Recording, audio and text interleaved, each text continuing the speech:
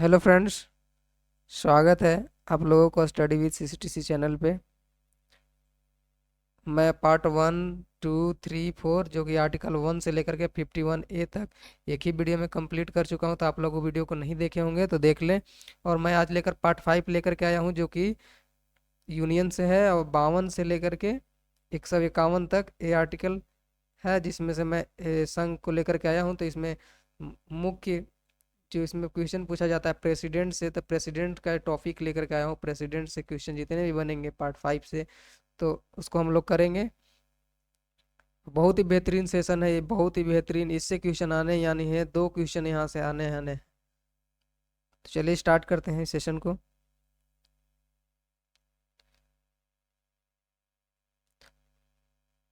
Government of India के अंदर इसके पार्ट होते हैं लेजिस्लेचर, एग्जीक्यूटिव और जुडिशियरी।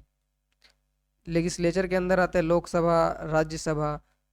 एग्जीक्यूटिव के अंदर प्रेसिडेंट, वाइस प्रेसिडेंट, राष्ट्रपति, उपराष्ट्रपति, कैबिनेट मिनिस्टर, कैबिनेट मंत्री। और जुडिशरी के अंदर सुप्रीम कोर्ट ऑफ इंडिया। तो लेजिस्लेचर का काम क्या होता है? लॉ को बनाना। एग्जीक्यूटिव का क्या काम होता है कि जो लॉ बना हुआ है उसको क्या करना? कार्यान्वित करवाना, इम्प्लीमेंट करना, लागू करना। और जुडिशियरी का क्या काम होता है? अगर कोई गलत हो जाए इसमें, लॉ बनाने में, तो क्या करेगा? इसको करेक्ट करेगा, यानी रिजोल्व करेगा कन्फ्लिक्ट को, विवाद को क्या करेगा? रिजोल्व करने का काम करेगा judiciary, supreme court of India.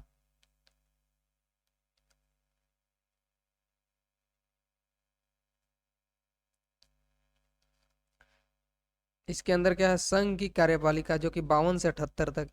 Executive of the union 52 से लेकर के 78 तक, ये आर्टिकल याद रखेंगे, 52 से 78 तक।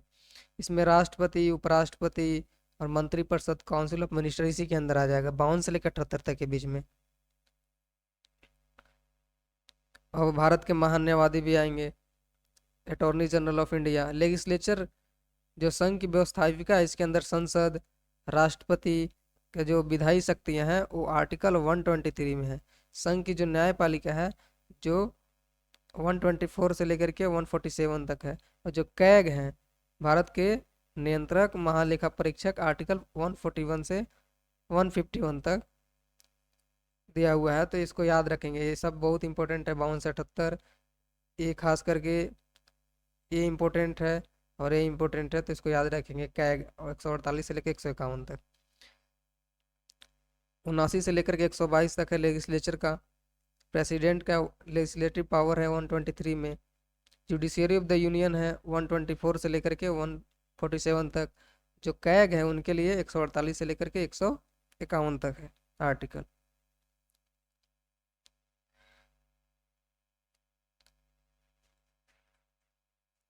पढ़ते हैं कार्यपालिका के बारे में।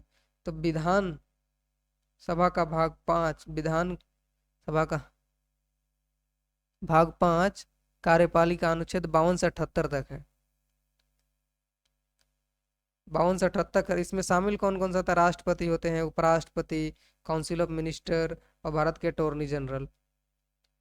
एग्जीक्यूटिव है, यूनियन एग्जीक्यूटिव है, उसके अंदर 52 से 78 तक। उसमें कौन कौन से? प्रेसिडेंट हैं, vice president, council of minister और अटॉर्नी जनरल ऑफ इंडिया आते हैं। जो प्रेसिडेंट है ना, वो हेड होता है किसका? इंडियन यूनियन का। वो क्या होता है? संघ का प्रमुख होता है राष्ट्रपति। और भारत के प्रथम नागरिक होता है राष्ट्रपति। कौन है? भारत का प्रथम नागरिक कहलाता है राष्ट्रपति। ये बहुत इंपॉर्टेंट है। भारत का प्रथम नागरिक कौन है पूछेगा तो राष्ट्रपति जवाब देंगे। और राष्ट्र की जो एकता, अखंडता, एकजुटता, उसका प्रतीक के रूप में काम करते हैं राष्ट्रपति। क्या लिखा हुआ? He is the first citizen of India. He is the he is the first citizen of India. और क्या करता है? सिंबल, यूनिटी, इंटेग्रिटी और सॉलिडरिटी का हेड है प्रेसिडेंट।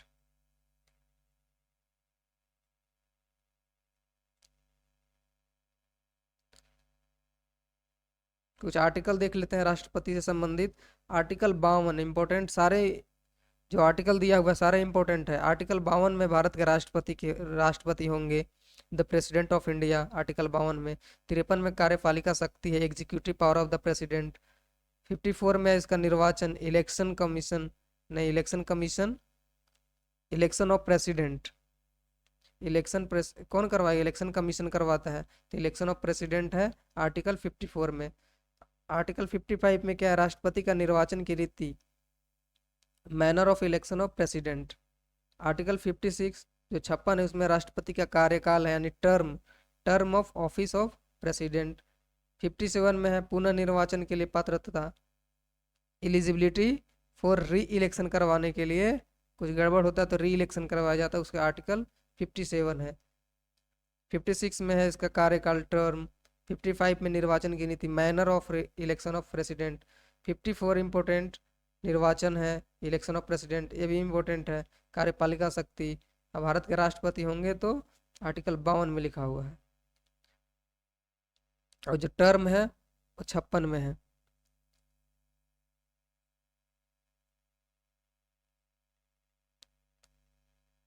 आर्टिकल 58 जो है उसमें क्या है? राष्ट्रपति निर्वाचित होने के लिए हरता है, जो क्वालिफिकेशन है, क्वालिफिकेशन की 35 साल होना चाहिए, भारत का नागरिक होना चाहिए, लाभ के पद पर ना हो, तो जो क्वालिफिकेशन है वो आर्टिकल 58 में है।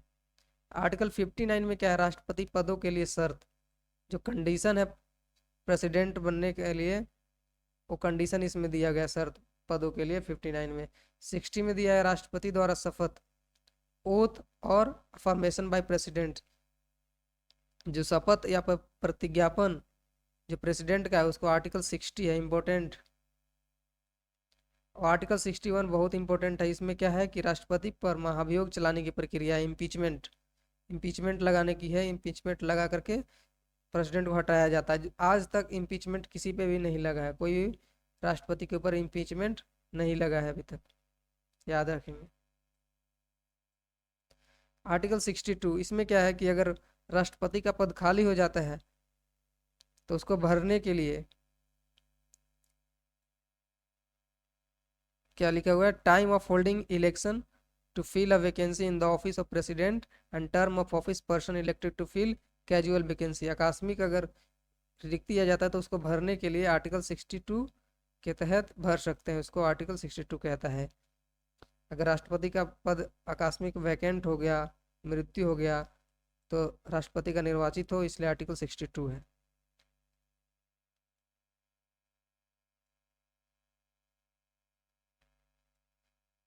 Election of president, election of president किस में था? आर्टिकल 54 में।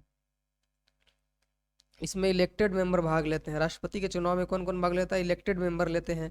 तो इलेक्टेड मेंबर में कौन कौन से के? बोथ हाउस ऑफ पार्लियामेंट, यानी जो लोकसभा और राज्यसभा के जो मेंबर है, इलेक्टेड मेंबर, वो लोग क्या होता है? राष्ट्रपति के चुनाव में भाग लेते हैं। जो स्टेट लेजिस्लेटिव असेंबली है, इसे एमएलए बोलते हैं, एमएलए लोग भाग लेते हैं राष्ट्रपति के निर्वाचन में, राष्ट्रपति का जब चुनाव होगा उस समय। यहाँ से हो गया, सेंटर के अंदर हो गया लोकसभा और राज्यसभा, स्टेट के अंदर हो गए विधायक लोग यहाँ पे भाग लेते हैं। Legislative assembly of union territory, जो यूनियन टेरेटरी है उसमें दिल्ली और जो पुडुचेरी, केवल दिल्ली और पुडुचेरी के भाग लेते हैं राष्ट्रपति के चुनाव में। राष्ट्रपति के इलेक्शन में दिल्ली और पुडुचेरी यूनियन टेरेटरी के जो विधायक होते हैं वो लोग भाग लेते हैं, ये याद रखेंगे।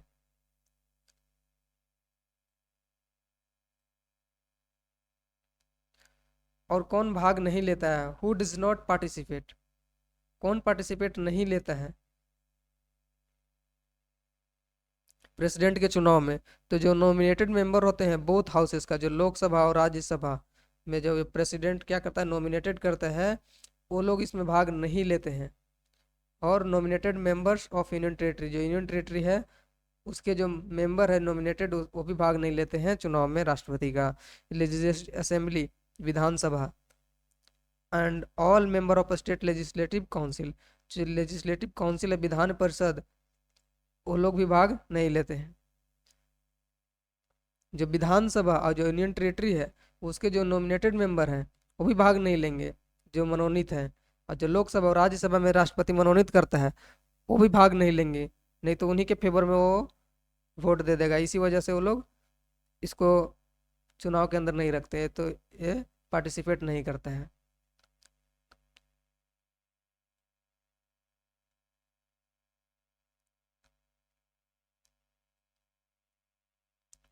Method of election is called proportional representation system by a single transferable vote, यानी इनडायरेक्ट मेथड से राष्ट्रपति का चुनाव किया जाता है।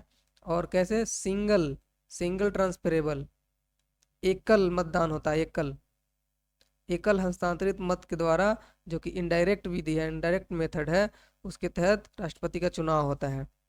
और इलेक्शन का लॉ क्या है कि nomination papers should be supported by 50 proposers plus 50 seconders. जो 50 प्रस्तावक होते हैं उन्हीं को हेल्प करने के लिए, उन्हीं के नीचे क्या होते हैं, 50 अनुमोदक होते हैं, उनके द्वारा समर्थित होना चाहिए। और इसके लिए राष्ट्रपति पद के लिए 15,000 रुपये सुरक्षा राशि है, सिक्योरिटी डिपॉजिट है। अगर आप 1/6 वोट नहीं लाते हैं, अगर 600 में से 100 वोट अगर नहीं लाते हैं, तो आपको राशि ये जब्त कर ली जाती है। क्या कर जाती है? फोरफिटेड कर ली जाती है। 15,000 रुपये अगर आप 1/6 नहीं लाते हैं वोट टोटल वोट्स का, तो आपको फोरफिटेड कर लिया जाएगा, यानी राशि को जब्त कर ली जाएगी।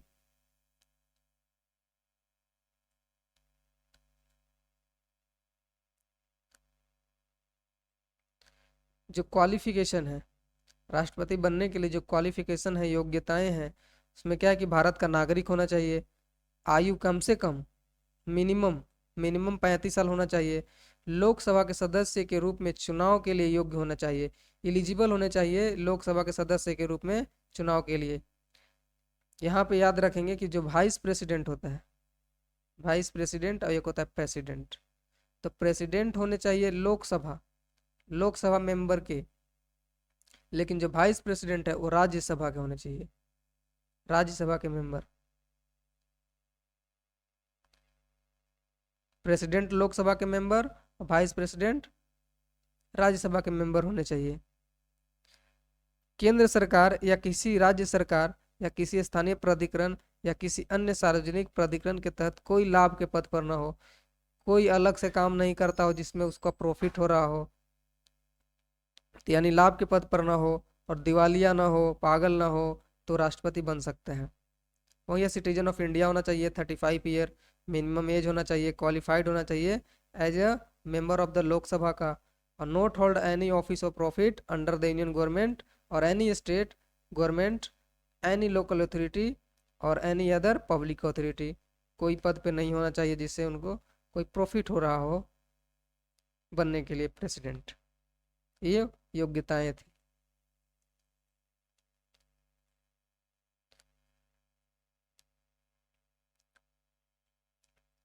टेन्योर की बात करते हैं। टेन्योर 5 वर्ष का होता है राष्ट्रपति का, जो कार्यकाल होता है 5 साल होता है। राष्ट्रपति के कार्यालय में प्रवेश करने की तारीख से इसको गिना जाता है, यानी 5 साल होना चाहिए।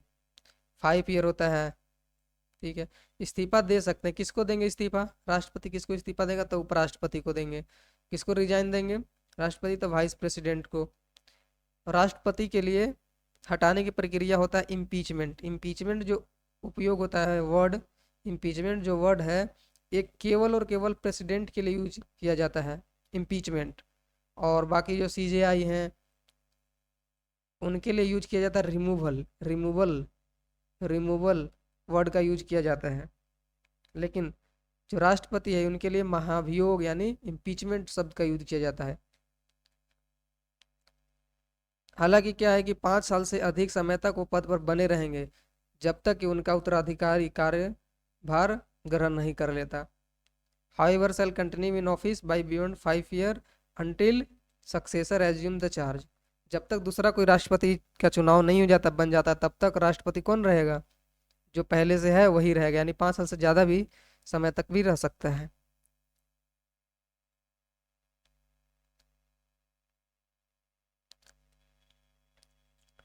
आर्टिकल 61 में है क्या? राष्ट्रपति का महाभियोग लगन, राष्ट्रपति को हटाने के लिए, रिमूवल करने के लिए, रिमूवल ऑफ प्रेसिडेंट, इम्पीचमेंट शब्द का यूज किया गया आर्टिकल 61 में। इसी के तहत राष्ट्रपति को हटाया जाता है। हटाने का आधार क्या है, ग्राउंड क्या है कि संविधान का उल्लंघन अगर करता हो राष्ट्रपति, ग्राउंड क्या है, वायोलेशन ऑफ द कॉन्स्टिट्यूशन, या मेथड क्या है, रेजुलेशन पास किया जाएगा, resolution of removal can be introduce in either house, कोई भी हाउस में, लोकसभा हो या राज्यसभा, किसी में भी इंट्रोड्यूस कर सकते हैं रेजोल्यूशन इम्पीचमेंट को लेकर के। इसमें क्या होता है, पहला सदन 14 दिन का नोटिस भेजेगा, जो पहला सदन जिसमें पहले भेजा जाएगा वो 14 दिन का नोटिस भेजेगा, जिस पर कुल सीटों के 25% सदस्यों का हस्ताक्षर किया जाना चाहिए। जितने भी मेंबर है उसमें उसमें 25% का सिग्नेचर होना जरूरी है, सहमति होना जरूरी है। The first house shall be send a 14 days notice which should be signed by 25% of total seat to the president।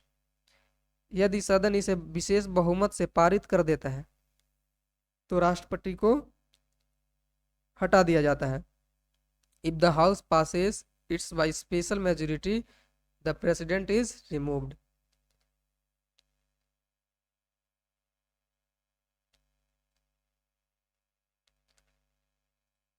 अब तक किसी भी राष्ट्रपति के खिलाफ महाभियोग की कार्यवाही शुरू नहीं की गई। मैंने पहले बताया था कि राष्ट्रपति इम्पीचमेंट किसी राष्ट्रपति के ऊपर नहीं लगाया गया अभी तक भारत में। So far impeachment proceeding has never been initiated against any president, कोई भी प्रेसिडेंट के अगेंस्ट इनिशिएट नहीं किया गया है इम्पीचमेंट। अनुच्छेद 368 के अनुसार विशेष बहुमत के लिए 2/3 सदस्यों के बहुमत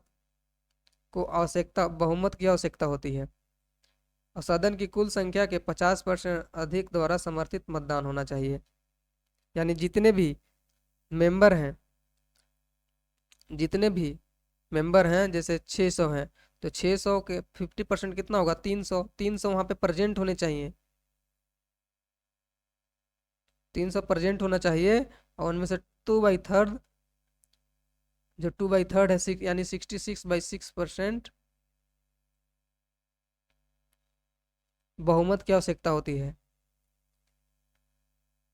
50% उनमें उपस्थित होंगे, 50% में से जो 2/3 है वो अगर सहमति करेंगे हटाने के लिए राष्ट्रपति को तो हटाया जा सकता है। जो स्पेशल मेजोरिटी है आर्टिकल 368 के अंदर रिक्वायर करता है कि 2/3 मेंबर प्रेजेंट होने चाहिए and voting supporting by more than 50% of the total strength of the house, 50% होने चाहिए और 2/3 का बहुमत चाहिए हटाने के लिए।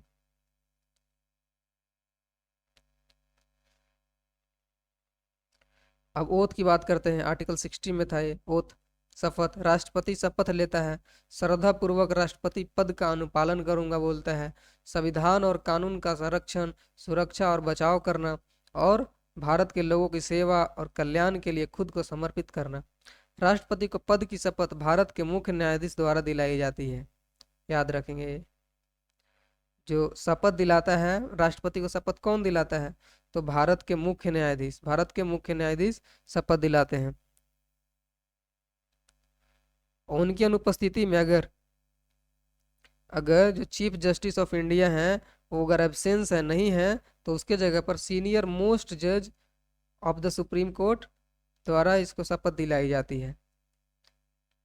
अगर सीजेआई नहीं है, किसी कारण वो नहीं है या फिर आकस्मिक मृत्यु हो गई हो, तो उनके जगह पे जो सर्वोच्च न्यायालय के सबसे जो वरिष्ठ न्यायाधीश होगा उसके द्वारा राष्ट्रपति जी की शपथ दिलाई जाती है।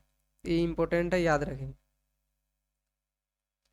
अगर सीजेआई नहीं है तो वरिष्ठ जो न्यायाधीश होगा वो दिलाएगा।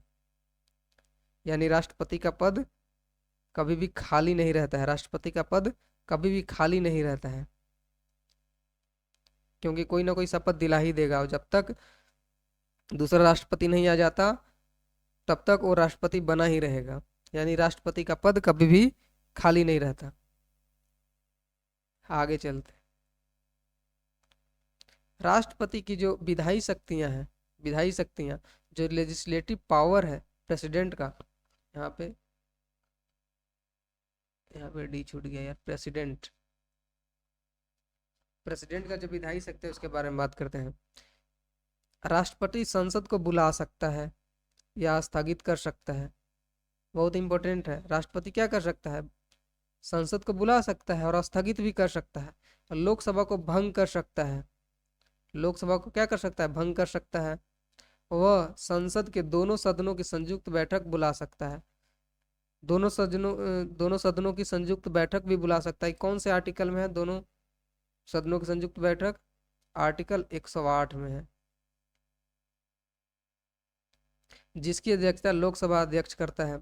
राष्ट्रपति प्रत्येक आम चुनाव के बाद पहले सत्र और प्रत्येक वर्ष के पहले सत्र की शुरुआत संसद को संबोधित कर सकते हैं। यानी राष्ट्रपति क्या करता है? संबोधित भी कर सकता है, दोनों सदनों को बुला भी सकता है, लोकसभा को भंग भी कर सकता है। प्रेसिडेंट समन कर सकता है प्रोलॉग पार्लियामेंट का और डिसोल्व कर सकता है लोकसभा को। एंड ज्वाइंट सीटिंग को भी बुला सकता है हाउस ऑफ पार्लियामेंट का, जो कि स्पीकर करता है, उसका हेड करता है, प्रिजाइडेड करता है।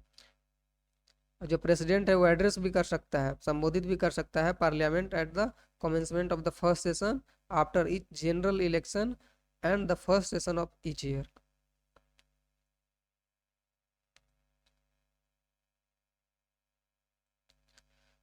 पड़ता है राष्ट्रपति की जो प्रमुख कार्यकारी शक्तियां और कर्तव्य है।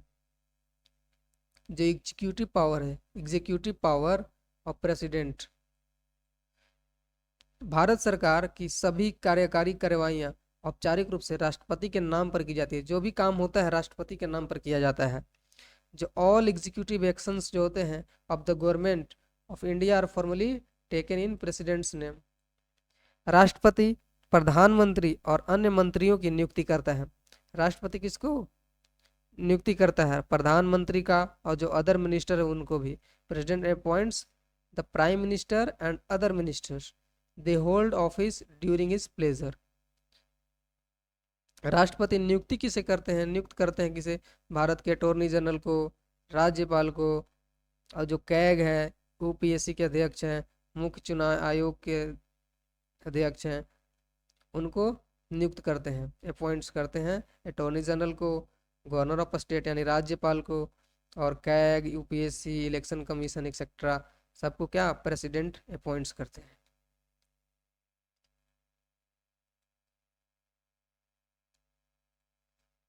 राष्ट्रपति साहित्य, विज्ञान, कला और समाज सेवा में विशेष ज्ञान या व्यवहारिक अनुभव रखने वाले व्यक्तियों में से राज्यसभा के 12 सदस्यों को नामित करते हैं।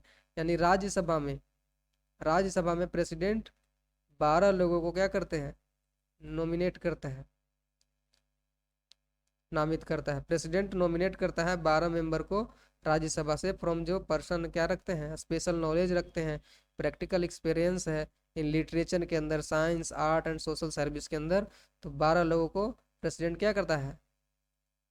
राज्यसभा में नॉमिनेट करता है। और जो राष्ट्रपति जो एंग्लो इंडियन है समुदाय, उससे 2 सदस्यों को लोकसभा में नामांकित कर सकते हैं। जो लोकसभा है उसमें 2 मेंबर एंग्लो इंडियन के लिए है, जो कि अब हटा दिया गया है। संविधान 126वें संशोधन विधेयक द्वारा इसको खत्म करने का प्रावधान करता है। 126 जो अमेंडमेंट बिल था उसके तहत एंग्लो इंडियन को हटाने की बात कही गई है और हटा दिया गया है। President can nominate 2 member of Lok Sabha from Anglo Indian community. Constitution जो है अमेंडमेंट बिल 126 वो क्या प्रोवाइड्स करता है? स्क्रैप कर देता है दिस प्रोविजन को।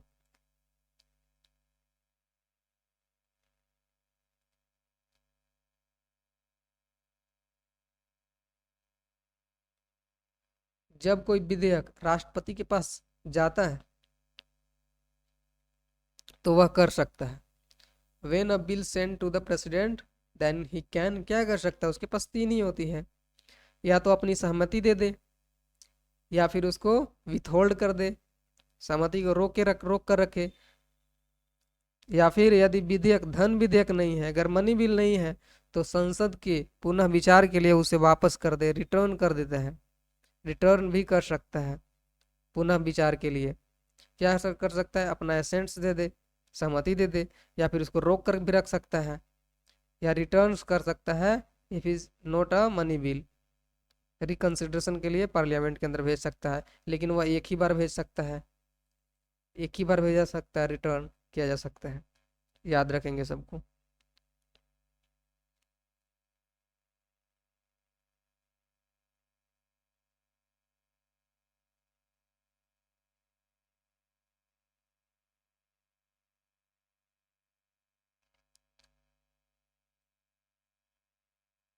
He can grant pardon, reprieve, respite and remission of punishment or suspend, remit or commute the sentence of any person convicted of any offense। Article जो 72 है बहुत इंपॉर्टेंट है, इसमें क्षमादान है। आर्टिकल 72 में क्या है? पार्डन है, क्षमादान है, पार्डन। इसमें क्या होता है कि जो मान लेते हैं कि 20 साल का सजा है उसको 10 साल भी कर सकता है, यानी सजा को कम भी कर सकता है। अगर फांसी का सजा है उसको छुड़ा भी सकता है, यानी राहत दे सकता है, उसको बदल सकता है, यानी इस प्रकार का सजा को कम कर सकता है, सजा को निलंबित भी कर सकता है। और फांसी जो है उसको भी, जो फांसी अब किसी को मिल जाता है फांसी की सजा, उस सजा को भी कम कर सकता है, या फिर सजा को एक्यूट भी कर सकता है, बरी भी कर सकता है। ये राष्ट्रपति के पास शक्तियां होती है, न्यायिक शक्तियां होती है, जुडिशियल पावर होता है।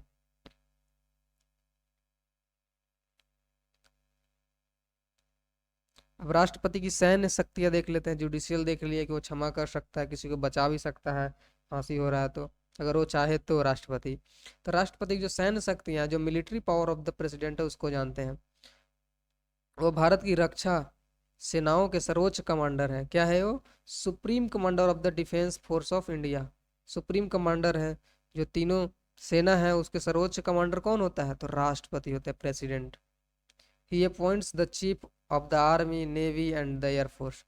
वह नौसेना, थल सेना और वायु सेना के प्रमुखों की नियुक्ति करता है राष्ट्रपति।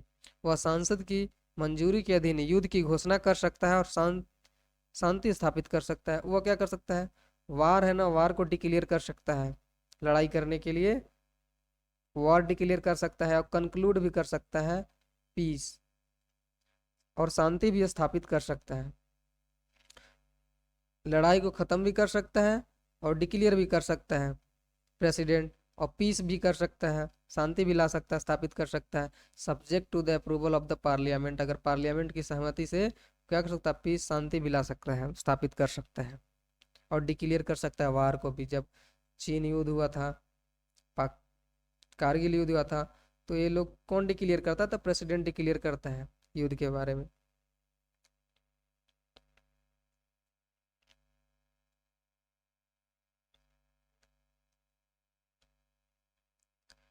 कॉन्स्टिट्यूशन कन्फर करता है extraordinary power on the president to deal with the flowing 3 types of emergency.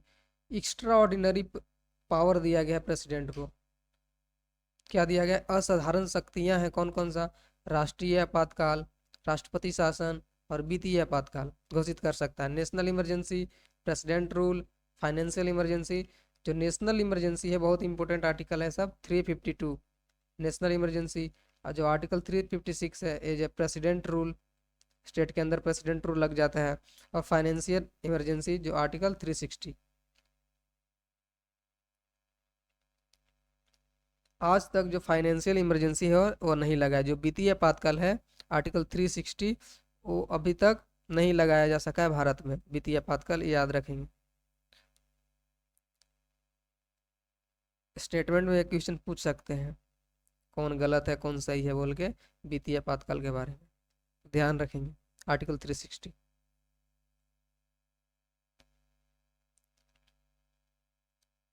और राष्ट्रपति की वीटो शक्ति के बारे में जान लेते हैं। राष्ट्रपति की वीटो शक्ति होती है the veto power of the president. तो भारत के राष्ट्रपति के पास 3 वीटो शक्तियां होते हैं। कितने होते हैं? तो 3 वीटो शक्तियां होते हैं।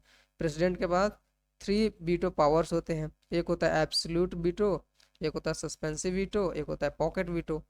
इसमें क्या करता है? इथ होल्ड करता है असेंट को। सस्पेंसिव वीटो में क्या होता है? रिटर्न्स कर सकता है बिल को रिकंसिडरेशन के लिए, पुनः विचार के लिए, और फिर से रिटर्न कर सकता है। और जो पॉकेट वीटो होता है वो में टेकिंग होता है नो एक्शन, कोई कोई कार्य नहीं किया जाता है राष्ट्रपति के द्वारा, नहीं पॉकेट में रख लिया जाता है। पूर्ण वीटो होता है, एब्सोल्यूट वीटो, इसमें अपने पास सुरक्षित रख लेता है, वो कुछ नहीं करता है, रोके रखता है राष्ट्रपति। और जो निलंबकारी वीटो होता है, सस्पेंसिव, उसमें पुनः विचार के लिए बिल लौटा देते हैं, बिल को लौटा देता है राष्ट्रपति, अगर निलंबकारी के अंदर कि फिर से रिकंसिडरेशन किया जाए, फिर से जांच किया जाए। और जो पॉकेट वीटो होता है, इसमें कोई कार्रवाई नहीं करना, यानी पूर्ण वीटो और जो पॉकेट वीटो एक प्रकार से सिमिलर है। पॉकेट वीटो अगर कुछ गलत होता है, कुछ उसको लगता है राष्ट्रपति को कि कुछ गलत हो रहा है, इस बिल्स के वजह से कुछ गलत हो सकता है, तो क्या करता है, पॉकेट वीटो के तहत उसको रोक करके रखता है, पास नहीं होने देता है। वो होता है pocket veto, absolute veto. There is no qualified veto in the case of president of India. भारत के राष्ट्रपति के मामले में कोई योग्य वीटो नहीं है, कोई योग्य वीटो नहीं है, नो क्वालिफाइड वीटो। प्रेसिडेंट के केस में कोई क्वालिफाइड वीटो नहीं है। यही था राष्ट्रपति के बारे में, जो यूनियन जो पार्ट 5 था उसके बारे में हमने पढ़ा। ये क्लास में ख़त्म नहीं हो सकता, तो अगला क्लास भी आप लोग देखने के लिए आएंगे ज़रूर। पार्ट 5 के अंदर प्रेसिडेंट अभी पढ़ना है। प्रेसिडेंट तो हो गया, लेकिन वाइस प्रेसिडेंट अभी बाकी है। प्रेसिडेंट का कुछ आर्टिकल भी और करेंगे अभी। आर्टिकल 62 तक हमने किया है यहाँ पे, तो और भी आगे इसमें 63 64 ये सब आता है वाइस प्रेसिडेंट से लेकर के। और आगे भी पढ़ेंगे आर्टिकल जो 80 81 जो है संसद के बारे में, और अच्छा से पढ़ेंगे विस्तार से। तब पार्ट 5 बहुत बड़ा है, संघ पार्ट 5 क्या है, बहुत बड़ा है, तो इसको हम लोग 2 पार्ट में पढ़ेंगे। तो यहीं पे हम क्लास को ख़त्म करते हैं। Thank you for watching this video.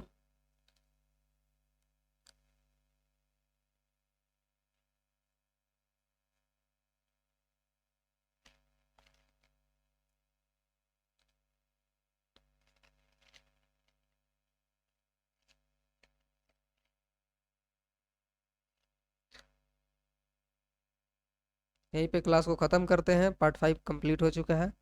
तब तक के लिए जय हिंद।